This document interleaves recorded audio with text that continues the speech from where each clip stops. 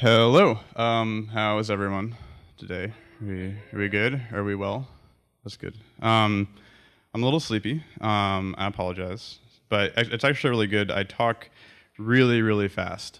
I'm an anxious person, which means that I either am so terrified of humans I don't talk and I'm just like this, or I'm really like excited and I just like talk really fast, like wall of word vomit about something I'm excited about, like poetry. So yeah, I'm gonna try to slow it down. So that's gigantic.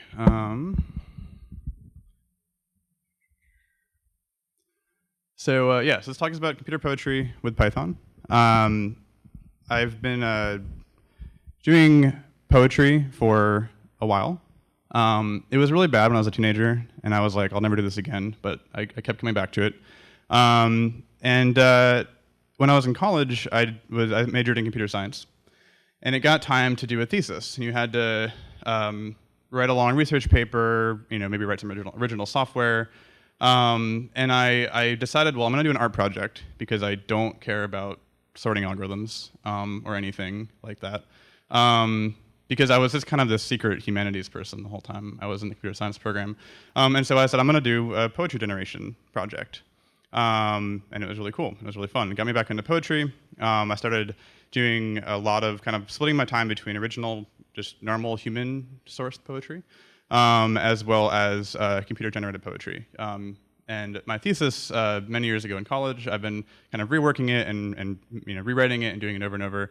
And it's kind of become what I'm presenting today. I've self-published 2 collections.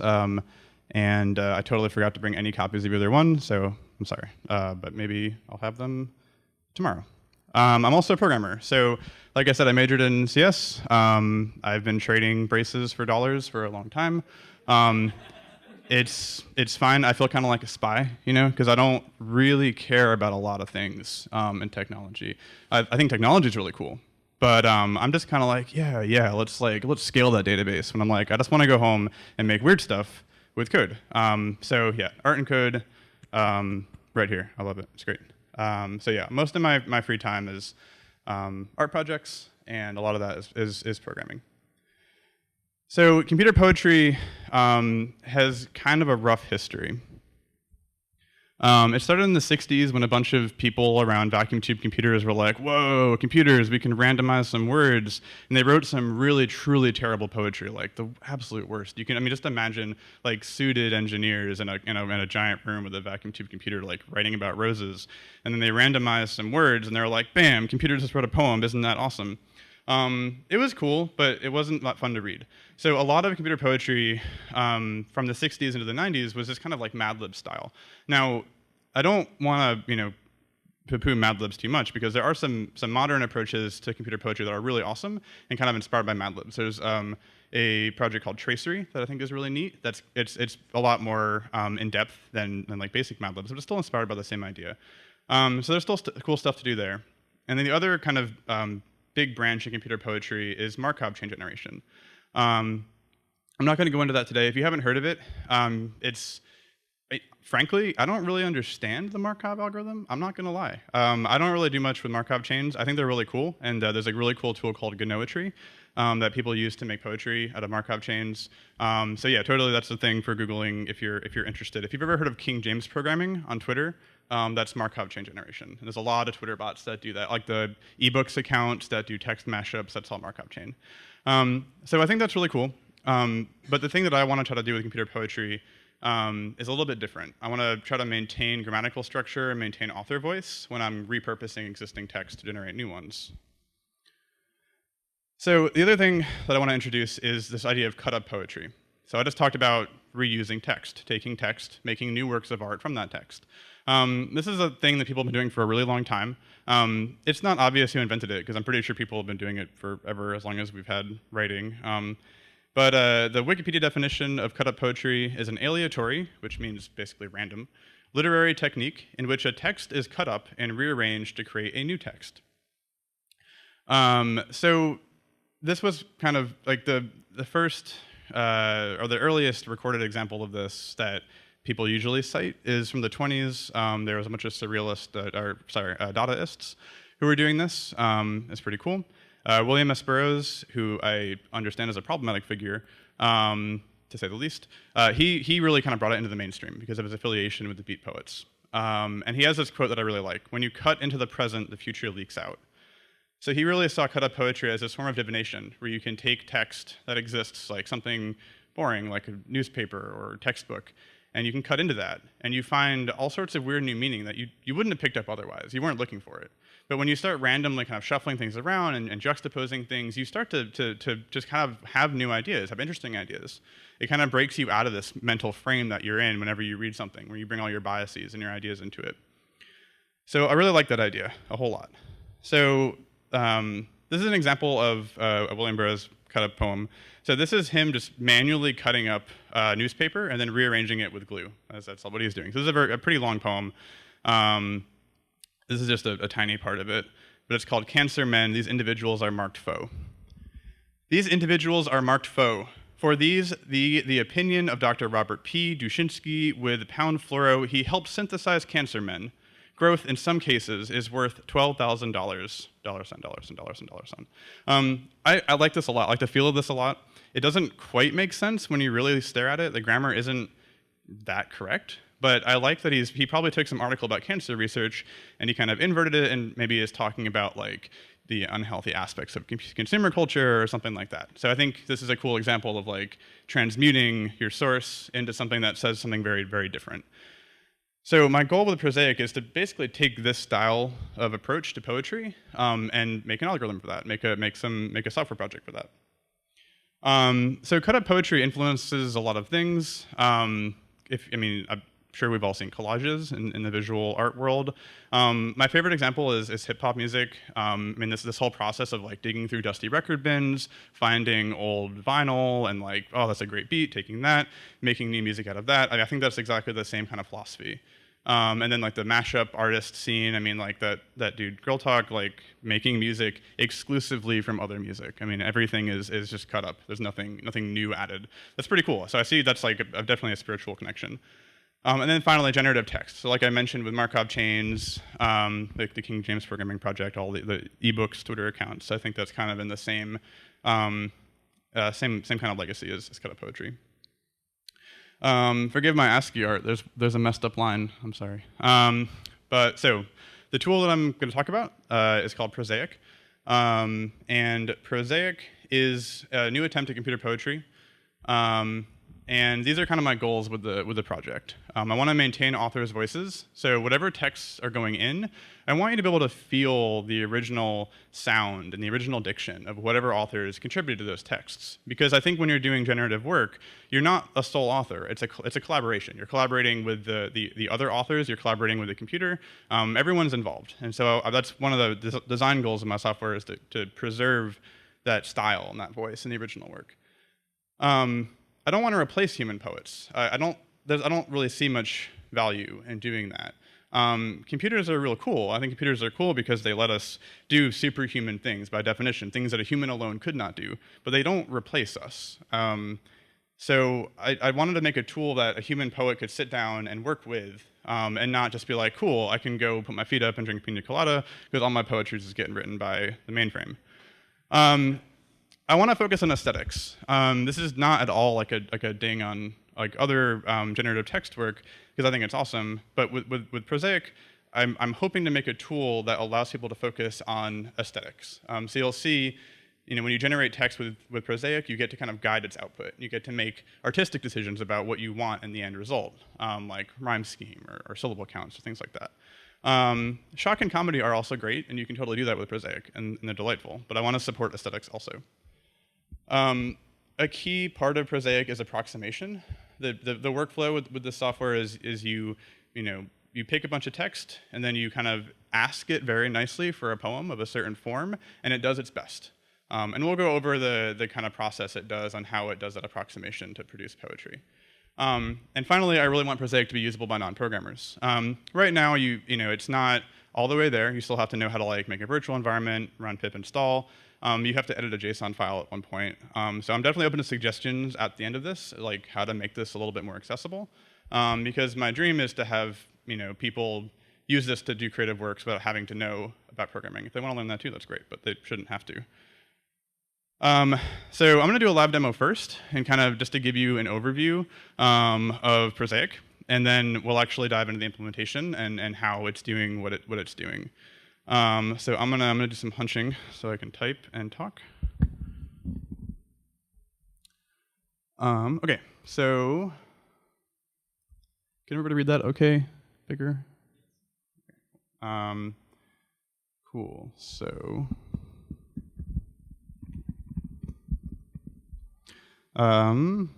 pretending that we're starting from scratch, we're going to want to get into a virtual env. I'm not going to live install Prosaic because it pulls in some dependencies that have to compile C++, and it takes forever. So we're not going to do that. But I've got a virtual env ready. So now that we're in the virtual env, just pretend we ran pip install Prosaic and it finished. So now we have this Prosaic command. If we just run that, get some help output, we see that we have these kind of three options available to us: corpus, poem, and template. So a corpus is a collection of texts that you're going to generate poetry from. So the corpus subcommand is for adding texts into the database that Prosaic uses, deleting a database, seeing what databases you have available. The poem command is for generation, and the template command is for interacting with the templates that you write to say, hey, Prosaic, give me a sonnet. Hey, Prosaic, give me a haiku. So we'll start by looking at what corpora we have available to us. I love the word corpora. I love saying it. I'm going to say it a lot. It's a fun word. Corpus is not as fun. Corpus is kind of gross. But so we're going to list our corpora.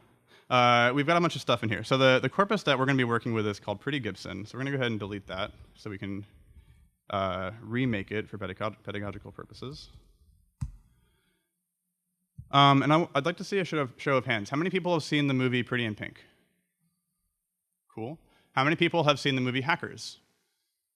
How many people have seen both? Okay, so some of you will think this is funny.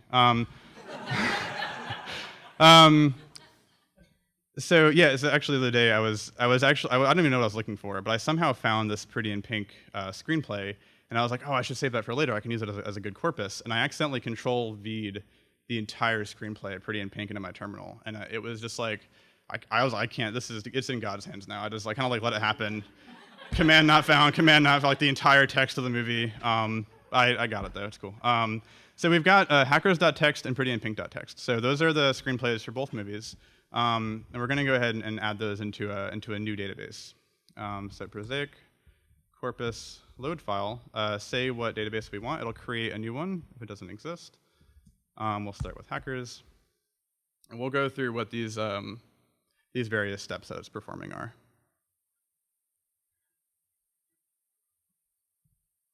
And now we'll do Pretty in Pink.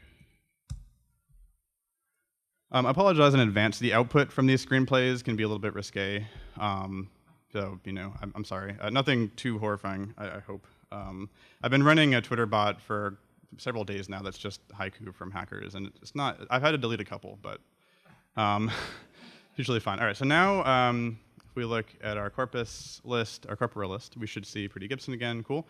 So now we're gonna make a template. So if we do template ls, we see that these are the templates that Prosaic comes with. A thing that I need to work on is adding more stuff to this default list because it's a little boring. And hard is actually just for me debugging. I should probably get that out of there. But we're going to try to generate some sonnets. Now, sonnets are pretty hard to generate. They're rarely precise, but they can when they work, it's pretty amazing. So we're going to work on that. But we want to edit the default sonnet template. So we're going to say Prosaic template edit sonnet. Whatever editor you have set, it'll fire that up and drop the template in there. So this is what a Prosaic template looks like. It's a JSON file. The top level is an array, and every entry in the array is this JSON object, and each one describes a line that you want in the output. The way that you specify a rhyme scheme is you use the rhyme key, and then you just write in a rhyme scheme. I mean, imagine that you're begrudgingly back in 10th grade English, and your teacher is like, "Hey, write out the rhyme scheme," and it's always A B A B C D C D always, because you're always reading Shakespearean sonnets, and they're real boring. But yeah, so you can kind of see what we're trying to do here. So we've got our first stanza. The rhyme scheme is A B A B, and these syllable numbers are somewhat arbitrary. We've got a blank line that's just a stanza marker. our next syllable, they all kind of look the same, and then we end with a rhyming couplet. So the rhyme scheme here is GG, some more syllable counts. So I'd like to see some specific themes in our output. So I'm going to try to end the couplet with one line about love and one line about hacking. Cool. So now that we have we just edited the default Sonnet template. You're allowed to do that. You can do whatever you want to the default templates. And so now we're going to generate a poem. So the command for that is poem new. We're going to say what corpus we want to use, Pretty Gibson, and what template we want to use, Sonnet. Cool. Well, we didn't get hack in that last line, so I'm going to keep going. I really want, there we go, okay. So this could be terrible, but I'm going to read it anyway. This is going to be the most embarrassing part of the presentation, probably. All right, look, it's quieter up there, okay? Coldly, well, that's great. It's just his family has a lot of money. Maybe put some ruffles here? Come on, get up. I don't have any places to go. Kate is heavily made up, and yes, she is wearing a dress. Happy faces with eye patches appear on their screens. Agent Bob, the news crew you requested is here. He climbs on the stage to follow razor and blade. He's nursing some fairly serious wounds. You lay a finger on her, and I'll kill you. Can you just get me out of here now? Honestly, I think you look great. Grand Central, hack the planet, yo. So, I mean, that's all right. That's pretty good. Yeah, you'll note that the rhyming, gone. That's because, like I said before, approximation is one of the features of Prosaic. It's trying really hard. I think in Prosaic, this is like helpful, like little amorphous blob. It's like a scribe, and it's like, I'm trying real hard. I'm really working on this. But like, when a corpus is small, it's really hard for it to find exact matches for anything. So it just kind of has to fudge it a little bit. So usually when I'm generating poetry, and I want something like rhyming, I try to have a really massive corpus. My favorite corpus that I have is like 31 cyberpunk novels, just in one giant database. And one of my poetry collections is just poetry from that. It's a gold mine. I've worked with like a gigabyte of text from Project Gutenberg. I try to have as many phrases as possible. These are small so that for the demo it's quick to parse them and stuff. And like, yeah, the syllable counts aren't really exact, but if you squint, it looks kind of like what we asked for. And this third stanza, I mean, that's great. First two, whatever. And then the ending couplet. So you'll note that the word love is not in that. And that's actually by design. If it can't find a word that matches the rhyme scheme, the syllable count, and the keyword, it's going to pick one of those rules randomly, and it's going to just kind of weaken it a little bit. So it might accept a line that has the right rhyme, but maybe it occurs near another line that has the word love in it. It kind of goes from a strict keyword match to a fuzzy keyword match. And you can actually start with fuzzy keyword matches too, but it's using the fuzzy rule. Cool, well that's the demo, so hooray, nothing horrible happened. So yeah, that's what we did. We cut up some text, we wrote a template, and we made some poetry. So sweet. So the first question I want to address is like, why bother? Why do this digitally? For like 50, 60, 100, 200 years, it was perfectly fine to just like cut up your papyrus and reassemble it. And that's still legit. I think you should do that. I still do manual cut up poetry. It's really fun. I have this thing where if I'm at a thrift store and I see a book that really offends me, I kind of take one for the team and I buy it and I take it home and just cut it into pieces and then I rearrange it into something much better. I found, so I do that. My main inspiration for this work is the internet itself. The internet is both amazing and absolutely horrible. It's full of garbage, and it's so big, it's the biggest landfill that you can imagine. There's more text on the internet than we've ever produced text before in the history of the human civilization. So that's like, wow, that's really cool. Let's go read some. Wow, you people in these comment threads, oh my God, stop, just stop, unconnect your computer and stop. But when I look at that, I see, well, how can we make that beautiful? And so randomness, juxtaposition, these aleatoric approaches are a way to take all that ugly, all that painful and offensive stuff, and maybe subvert it a little bit. I haven't worked on this yet. One of my dream projects is just like every freaking Drudge Report article, every Fox News article ever written, and let's do something really cool with that. Find some good stuff to mix it with. My other kind of motivation is that I don't think we can really understand the world anymore. We try. We have big data, TM, and we've got data analytics. These things are really cool. They're good for asking a question, getting an answer. But I want to kind of get at this notion of just more general feely understanding of the world. It's really hard. Things change so fast, especially technology changes so fast. We're in this crazy feedback loop where we stare at the phone stares at us. Everything is happening really fast. Randomness, like I said before, kind of breaks us out of our patterns, and it helps us see some new stuff. So I think that's a really cool way to kind of get at some meaning in the world that we might not otherwise see. So now we're going to talk about technical stuff. So NLTK is the Natural Language Toolkit. I love this library a whole lot, and it's why I'm even working in Python for this project. There are other kind of more like sophisticated, hardcore natural language programming libraries, but NLTK is written to teach, and it's written to work. And there's an amazing book on it that I highly recommend, written by its authors. It's an O'Reilly book that I read cover to cover. It's really easy to read for a textbook. And then I listed out, these are the things that I'm using out of NLTK. So this is mostly nonsense, but I'm using the CMU Pronouncing Dictionary for rhyming, Punct Tokenizer, Maxent Chunker, the TreeBank Part of Speech Tagger, and a Snowball Stemmer. So like, these just come with NLTK. If you install Prosaic, it gets all this stuff installed and ready to go for you. And it's just an amazing, amazing tool. So this is a sample of code out of the cut-up portion of Prosaic. So you can see these print lines are that debugging that we saw. We start by pre-processing just raw text, and that means like cleaning up weird characters, looking for like dangling parentheses. It is like generally prettifying the text. We then use NLTK, to extract all the sentences out. And then we go through each one of those sentences and we look for things that have like a semicolon or a colon, things that we can split in half and still have like coherent English. So we do that, we get an even bigger list of sentences, and then we go from sentence to sentence, we pre-process each sentence, and then we process it, put it in the database. So this is the process sentence function. This is all the stuff that goes in the database. So when I do things like give me 10 syllables, it's using that num syllables field kind of in the middle there.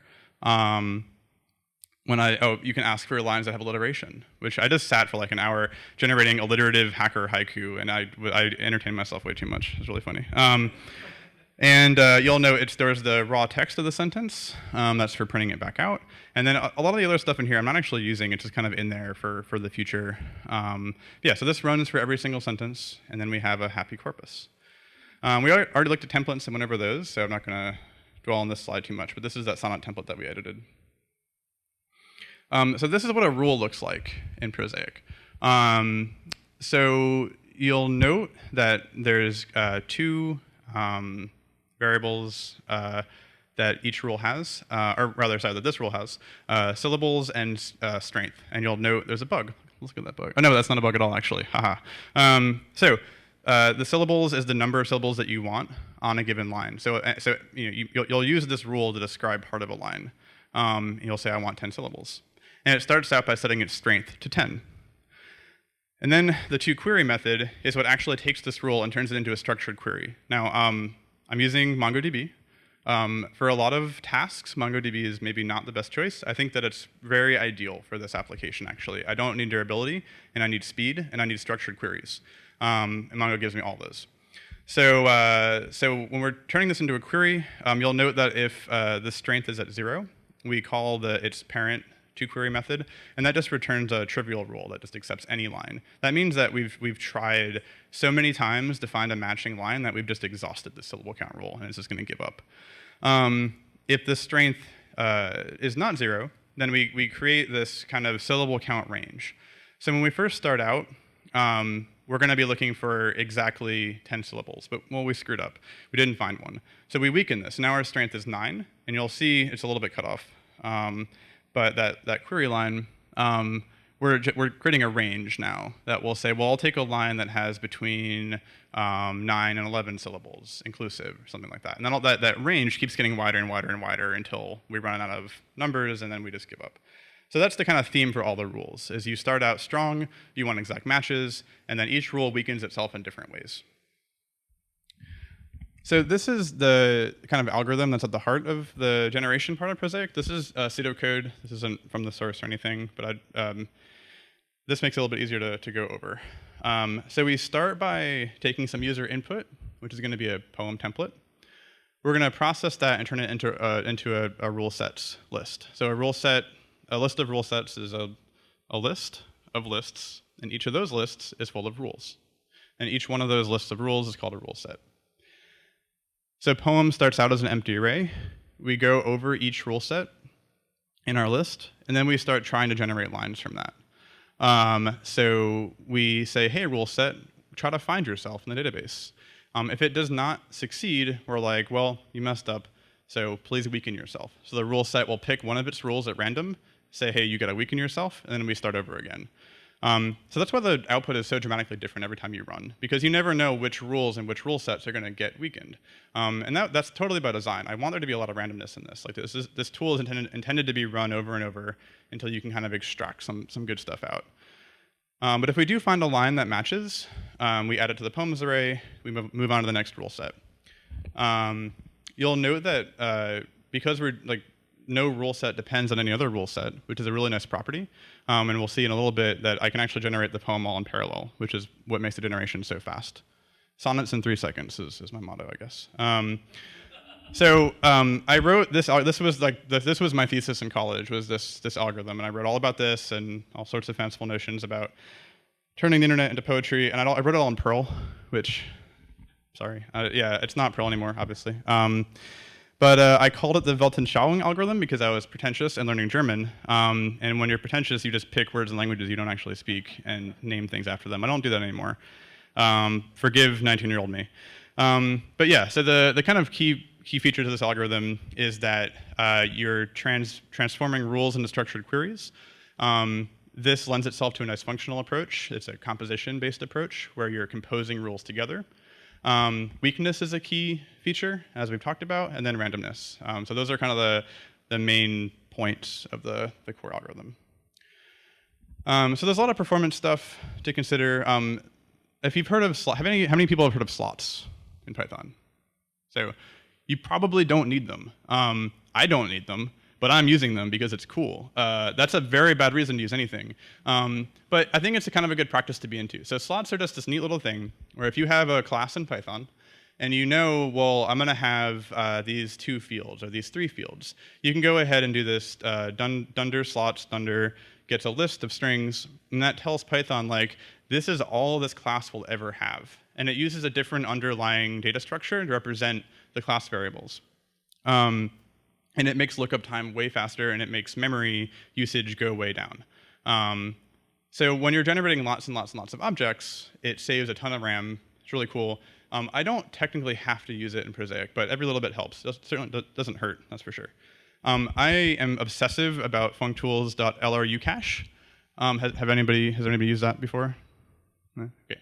So this is like my best friend ever. When you're looking at code and you look at a function and you're like, it takes x and y, it adds x and y, and it returns that. There's no side effect. There's no information that function needs from elsewhere. There's no state outside of that function. We know what that function will return every single time just based on the inputs. We know that 1 and 2 always returns 3. So why bother doing that math over and over? If we're always going to call our add function with 1 and 3, why not just look up 4 and just return that? We can cache the information. So LRUcache is a function decorator, and I just slap that on everything. I just go through my code, and I'm like, this is the fancy term for this is referential transparency. If I note that about any of my functions, I slap a cache on there. And that's obviously going to use a lot more RAM, but I'm happy at least most of the time to trade RAM for better CPU performance. I mentioned parallelization. I highly recommend Python 3. It's a beautiful thing. I love it a whole lot. One of the cool things about it is the concurrent module. So it has this concurrent.features. You can create a thread pool, and then you can do things. If you see the poem line, executor.map, and then a function, and then a template. So that's going to take everything in the array, which is the second argument, and it's going to run the function you provided in parallel on each of those things. It'll block while it's doing that, and when it's done, you just get a nice array out as your return. I think that's really cool. It's super, super easy. Threading is really hard. Parallel programming is really hard. And if a programming language can make it easy, I'm very excited about that. So thanks, Python 3. We already talked about Mongo, so won't do that. So that's the technical portion. The last thing is I'm just going to read 2 pieces that I've generated in the past. And then we might have some time for questions. So this piece is from the Cyberpunk corpus that I talked about. It's called They Traced the Wires into the Windowless Room. She used her ISDN connection because it meant taking that risk. Pausing to suck grime from her fingers, she did not understand what she herself had created. His bones were pulled out, but he still had his anger, fast and ragged over the wet cobble of a giant pump assembly. It was black here and riddled with tunnels. The coleopter whimpers in metallic pain to the distant throbbing of music, a wave of grief and exultation. So I don't remember where these lines came from.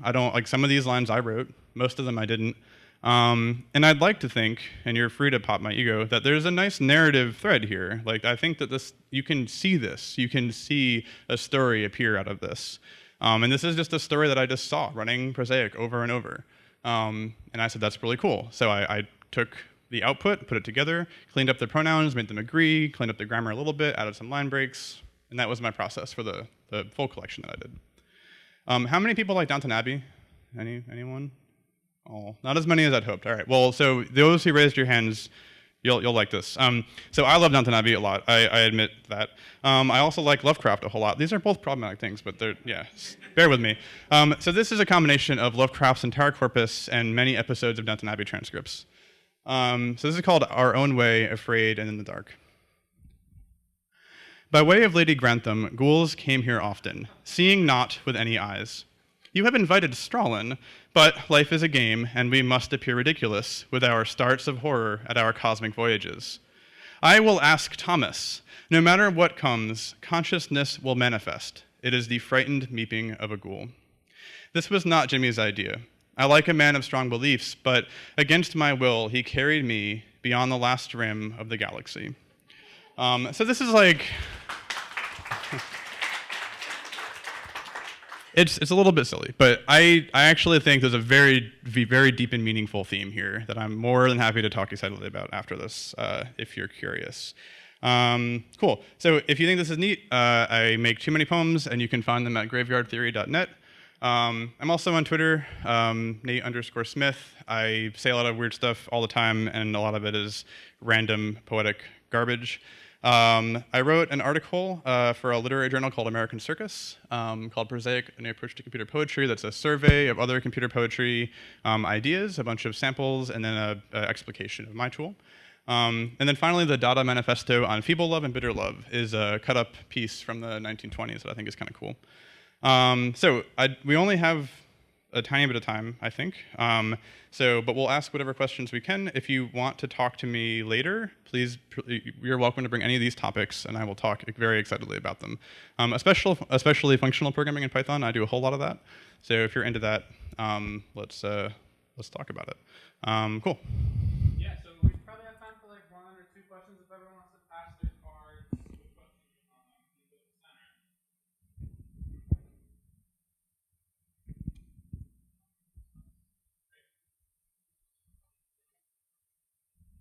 Cool. I have so much power. This is great. Do you know of any poetry quality measurement algorithms, or do you just manually curate? So that's the thing that I wrote a lot about in my thesis. So the question is about poetry quality measurement. So this is an idea that you find a lot in contemporary computer poetry theory, is this idea that we can write fitness algorithms for poetic output. I don't like that. I think that poetry is completely subjective. I'm in a poetry class right now, and I'll bring a poem and I'll be like, I hate this half, I love this half. Everyone's gonna hate this half too. And it turns out they love that. They love the part that I hate, always. It always happens. So I don't know, if anyone knows of any kind of poetry quality measurement, I'd love to hear them, but I posit it can't be done. I think it's a harder problem than the traveling salesman problem. And so what I have thought about doing, though, is writing a mechanical Turk script, where you can have Prosaic just spitting work at you, and you just kind of yep, good, nope, not good, maybe that's okay, I don't know. I have thought about that kind of thing, where there's a human involved in the QA process. Other questions? How about integrating Prosaic output with a sentiment analysis API? Cool, please do that. Let me know how it goes, or let me know how I can help you. I haven't done that, but that's a great idea. The same for sound and video clips. I would love to work with sound and video clips. I haven't yet. I'm just kind of overwhelmed by working with media beyond text. I just work with text all day. But yeah, also, please talk to me about it. Let's think of a cool project, and we'll do it. Last question is, did you use Emacs to make code slides? So cool. The answer to that is I did. I felt kind of bad about doing that, but I think it was okay. Was this insufferable? Anyone? No? No? Okay, cool. Awesome, thank you. Yeah, I mean, I get nice, syntax highlighting. It's very fun. Yeah, Emacs is good. SpaceMax specifically is what I use. Yes.